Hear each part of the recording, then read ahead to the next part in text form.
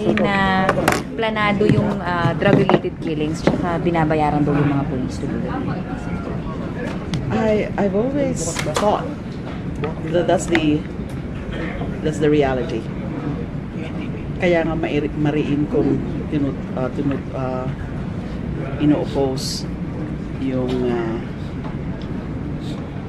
paano nila sinasagawa yung kampanya laban sa droga. It's clear to me na the policemen are behind the killings or their agents or assets, probably paid or not. I've known that all this time kasi meron po tayong mga nakukuhang impormasyon. And I wanted it nga sana na yun ang matukoy noong EJK hearings. Unfortunately, nagkaroon nga ng stop at terminate na nga yung proceedings na yun, yung hearings. Pero yung policemen mismo yung paid, ma'am? May ganun kayong rin nakuha information na they're killing because they're paid? Some information I got, but that not validated. Ano yung implication? So saan nanggagaling yung pera na yan? Alangan naman pinupunduhan ng pribadong mga personalidad. That's why I've always maintained also that these cases of EJKs and summary executions are state-sponsored. State-inspired, state-tolerated, state-sponsored. Sila mismo. And then, posible na binabayaran. But I don't have proof on that at this point. But there have been some information coming in about that. So ma'am, ano rin yung significance nung report ng Amnesty International kung wala din daw silang ebidensyang ito? Well, kasi yung marami naman pwedeng i-establish katulad ng mga naging pronouncements ng Pangulo, pronouncements ni PNP Chief De La Rosa, na kahit binabawi nila once in a while, ay meron din naman mga ilang instances na klarado yung mensahe ng Pangulo na, tolerating the killings. So, pwede yun. Kasi, pinapabawi nga natin yan. Inihintay na natin yung talagang instruction na tapusin na o hinto na yung pagpatay. Stop the killings. Yun lang dapat gawin. Sabihin lang ng malinaw ng Pangulo yung katagang yan. Stop the killings. And mawawala yan. Pinasolution. But the fact that he doesn't want to do it, ibig sabihin, yun talaga nila, ginagawa nila. Yun talagang instruction. So dapat ba ma-alarm yung Duterte administration by this report of the amnesty? Yes. Kasi nga, yung possibility nga of the intervention of the ICC is very strong. Because It's likely. kasi sabi nga it's like parang crimes against humanity. It's a crime against humanity. Since hindi nga humihinto yan, and with all of these revelations na mga involvement ng mga police, clearly, that's a crime against humanity.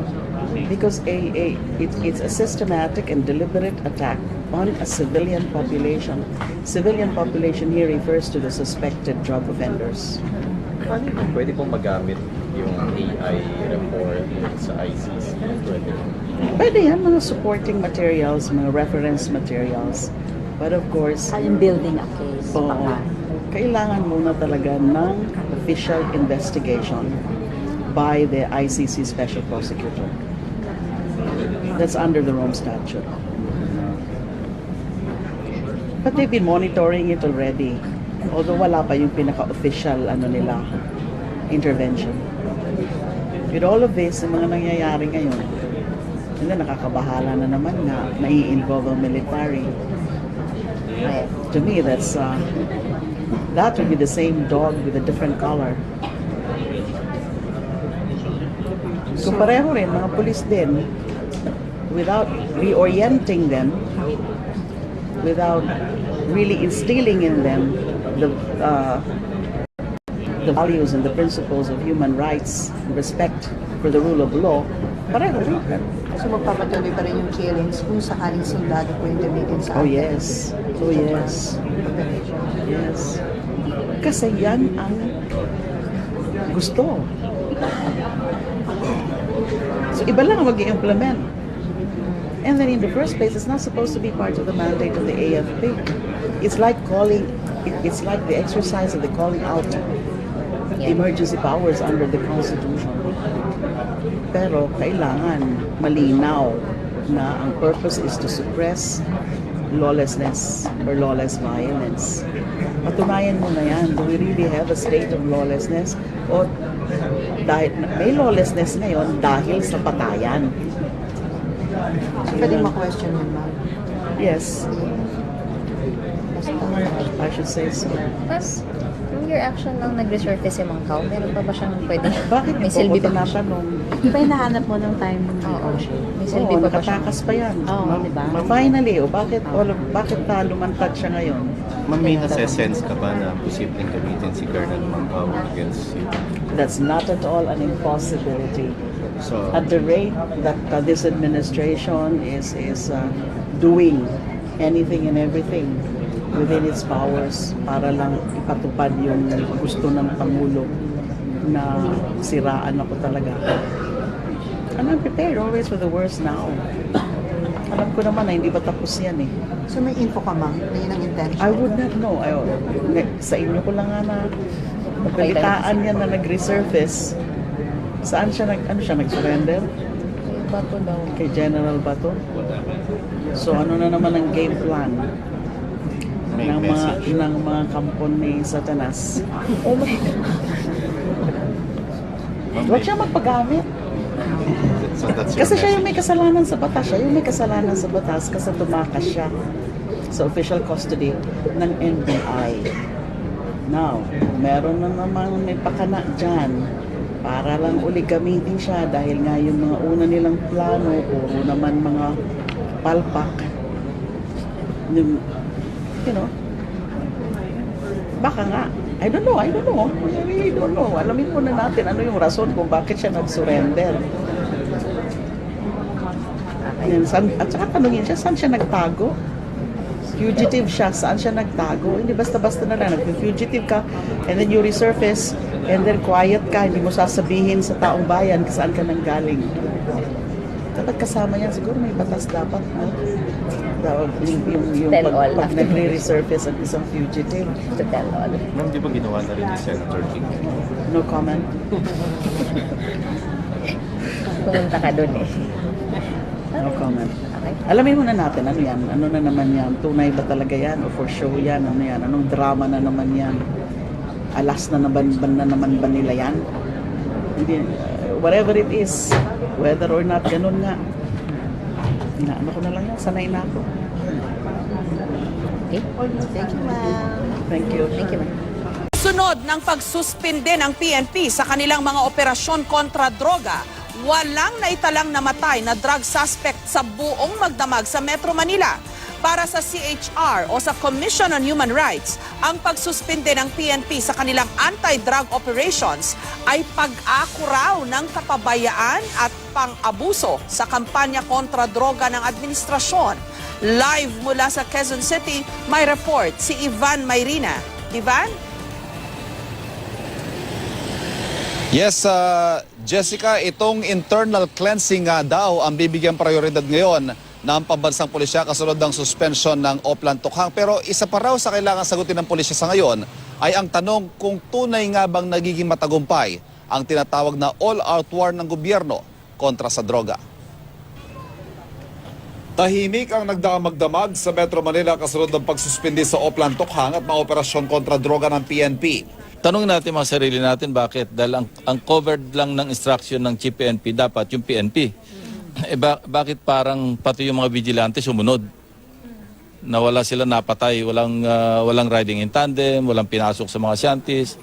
Mas mabuti na raw ito ayon kay PNP Chief Ronald Bato de la Rosa para mabisto na ang mga vigilanting nakikisakay di umano sa kampanya kontra droga.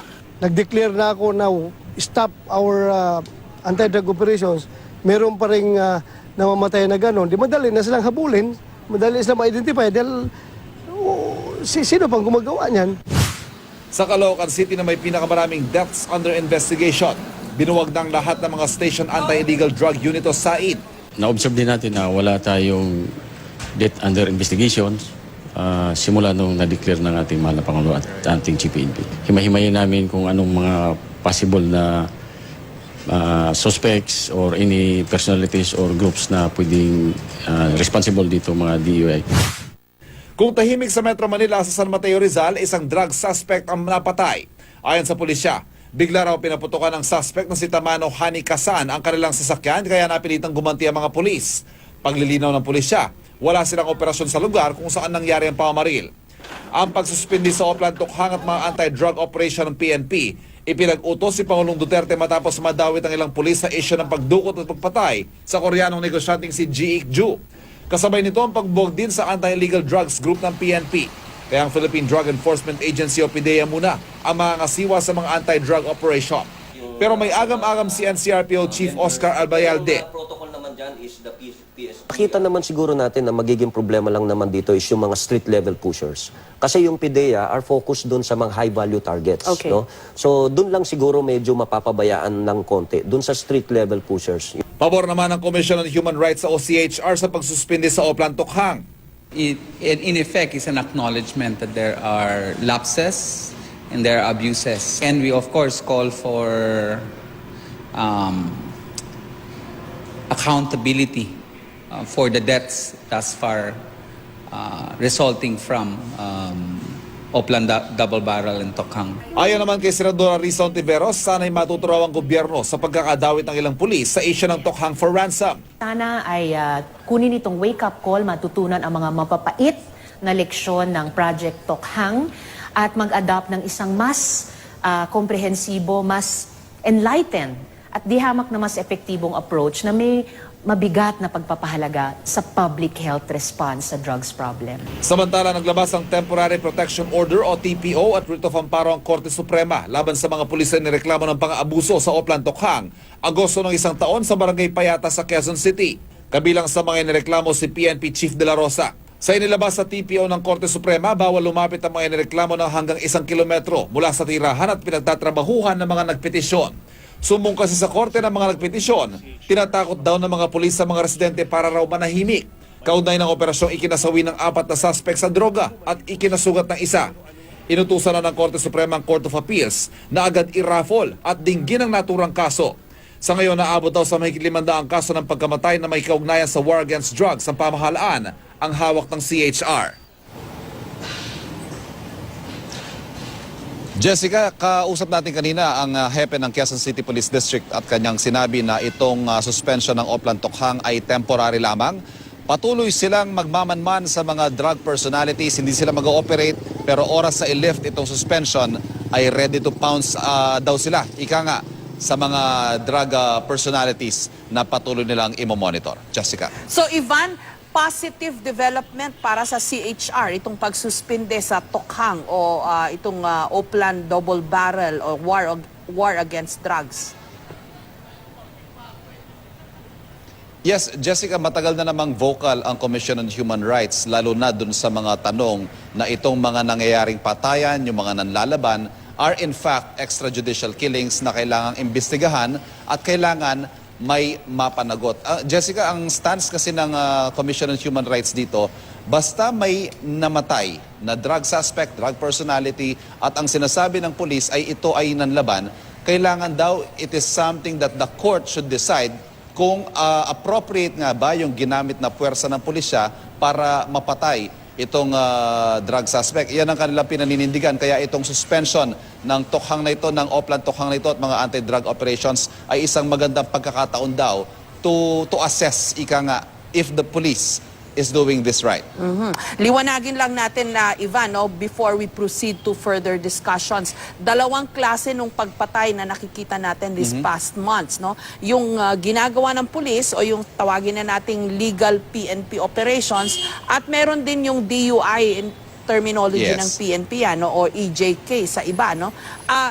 Magkaiba ito at repeatedly sinasabi ni General De La Rosa at even the President himself, no, sinasabi nila, walang kinalaman ng gobyerno dun sa nakikitang minasking tape pa, yung nilagyan pa ng karatula kasi sa tingin nila, ang pulis pag pumatay, papatayin na lang, di ba?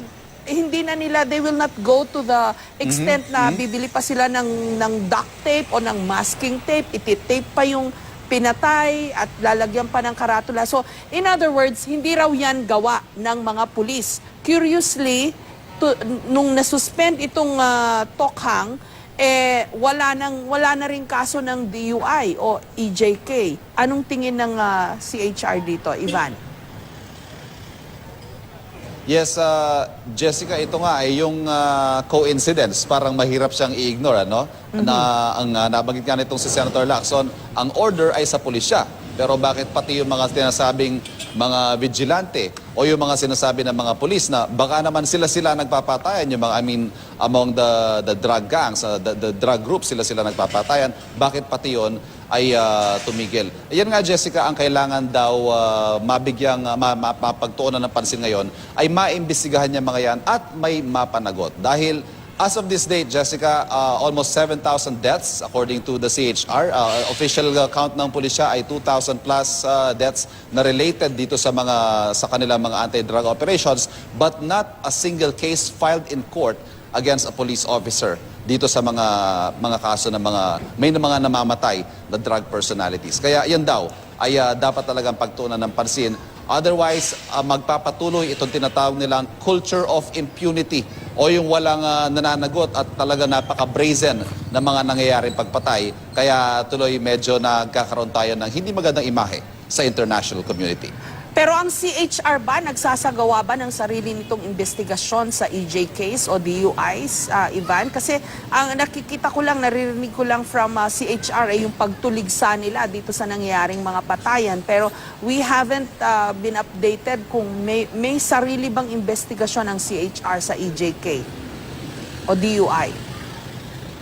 Jessica, ang paliwanag nitong si Chairman Gascon sa akin kanina, we can't keep up. Ika nga, kung ang mga nangyaring pagpatay ay 5,000, 7,000, ang hawak nilang kaso nasa 500 lang. Dahil sa dami at sa bilis ng pag-pile up ng mga kaso, kukunti ang kanilang mga tao, marami mga natatakot magbigay ng kanilang mga testimonya, kaya hindi sila makakope doon sa dami ng mga kaso. Ang isa pang problema daw nila, at nananawagan din sila sa prosecution service ng Department of Justice, kumpleto na daw ang kanilang mga ebidensya, marami na silang mga nakalap na mga dokumento at testimonya, pero wala pang naifa-file na kaso ang prosecution service.